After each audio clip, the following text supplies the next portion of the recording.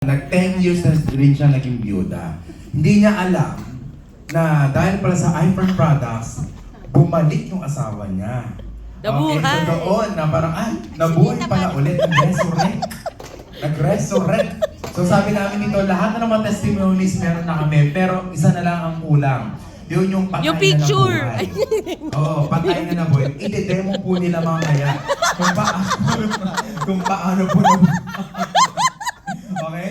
Patay na nabuhay, pero literal na buhay po at bumalik ang kanyang asawa. So hindi ko na matatagalin pa. Soon to be, field manager, consistent distributor.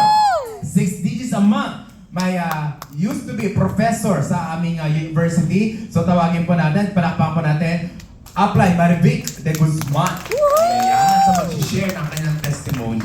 Alam mo na, paisip talaga. Minsang nawala ng asawa, pero ngayon bumalik. Pero elaborate mo yun, Ate Bakit. Ay, fantastic morning po sa inyo lahat. Fantastic morning! Nako, totoo po yun. 10 taon na byuda. In fact po, nagtrabaho po kami sa Brunei. Doon po nag-start ang pagiging byuda ko. At the age of, talagang 51 na byuda na po ako. Siyempre, hinahanap po ng katawan ko yun, di ba po? 64 years old na po ako. Yung hobby ko po, ano doon po, tumayo ka pa. Yan, ang aking hobby. Paulit-ulit ako ito, pero hindi siya. Ano daw po papatayuin niya? Alam niyo po ba, napaka-effective po talaga ng products. 10 years ago, na-diagnose na po siya ng kanyang prostate. So napaka, yung binigay kong maintenance sa kanya, sobrang matapang po, na ang sabi ng doktor sa kanya, malabo nang tumayo si Peter. So, ibig sabihin po nun, ang sabi ni Mr., kailan ko lang din nalaman, na kapag siya ngayon ay pumupunta ng toilet, hinihilay niya na, kasi natabunan na ang ulo, hinihilay niya yung balat, pababa. Bago po siya mag-pee. So, ganun po, samantalang, naku, sabi ko, hirap naman yan.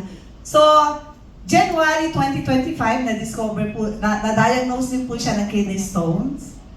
Muntik na rin po siya ma-dialysis. Dahil by March of 2025, ang sabi na doktor, medyo magana ang kanyang stones. At hindi lamang po yun, grabe po ang sugar niya, hindi bumababa. From 280, nagpa-fluctuate, pinakamababa niya is 180. So, problema po yun talaga po. Ang sabi niya nga po sa akin, pag siya po ay nasa toilet, ang bowl pa talaga pag umiihi siya, sobrang bula. So ngayon, ang sabi ko, naku pa, kapag ikaw ay na-dialysis, sayang ang ipon natin. Siyempre po, lifetime po yun, di ba? Mauubos ang ating ipon. Wala naman talagang ipon na yun. So, ang nangyari yun, hindi pa namin na-discuss sa mga anak namin yun. Itinago muna namin hanggang 3 years ago, si Aunt Adele, ang kanyang uncle po, Vice President po ng senior citizen sa Barangay San Isidro, sa amin po, sa May Taytay. Ako po ang presidente noon. In-invite na po kami, pero hindi ko masyadong pinansin. Dala nga na, Cecil po yun eh. Sabi ko, naku, ano ba yan? Ang gaganda ng mga kotse. Paano kaya ako magiging top distributor? Samantalang parang ang hirap ng makahanap. So hindi ko po pinansin yun. After 3 years po, dahil nag-diagnose na si Mr., binalikan po ako uli ni Adele. That was June of 2025. Pero prior to that, naghahanap na po talaga kami. Ano kaya magandang supplements and vitamins para sa aking asawa? Kailangan na rin po pala siyang mag-insulin dahil hindi bumababa ang kanyang sugar. So, nakipag-meet na po kami kay Robert at saka Adele, malapit po sa bahay sa Maxes. So, kumuha po kami straight away na corporate package. So, nagandahan din po ang aking mga anak. Kaya po ang nangyari, nung una po, hindi ko po pinapansin ang marketing plan. Ang gusto ko lang, mapagaling po ang asawa ko.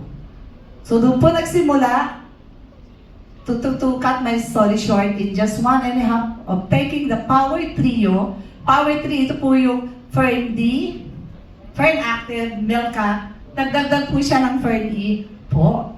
gumaling po ang kanyang kidney stones. Palakpakan po natin ang powerful ng Power 3. Power 4 actually. Hindi lamang po yun. Yun nga po ang sabi namin, nagulat din po ako.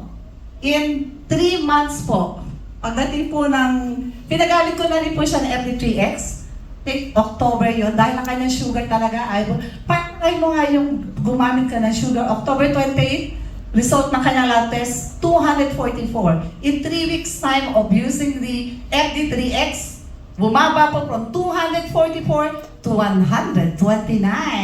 Palakpakan po natin FD3X. Grabe po. At, hindi ko rin po alam, nag-megadose pala si Mr. Sa kagusto niya talagang gumaling, nag-overdose po siya ng 15 soft gels per day. Inubos niya muna po yung isang 60 bottles ng soft gels, 5 Milka, 5 Fern Active. Marami po kaming vitamins ha. Kasi corporate ang kinuha namin eh. Naku po, nagulat din po ako. Isang gabi sinabi niya sa akin, hindi pala isang gabi, isang umaga, the following day, Ma, tumayo si Peter. Ha? Eh bakit hindi mo ako ginising? So, after 3 days, para mapatunayan, madaling araw po yan, mga 3:30 in the morning. Ginising uli ako ni Mister. Ma, gising! Nakatayo si Mister. Si Peter. Aba, anong gagawin ni Missy? Sinunggaban ko na po dahil for the first time after 10 years. Nabiligan na naman po ako. Kaya po, at least meron ako ngayon twice a month. Thank you. Kaya po sa mga hindi pa po member dito, we guarantee you the 100% effectiveness of our products. Kaya, alin na po, tara na po kayo. Woohoo!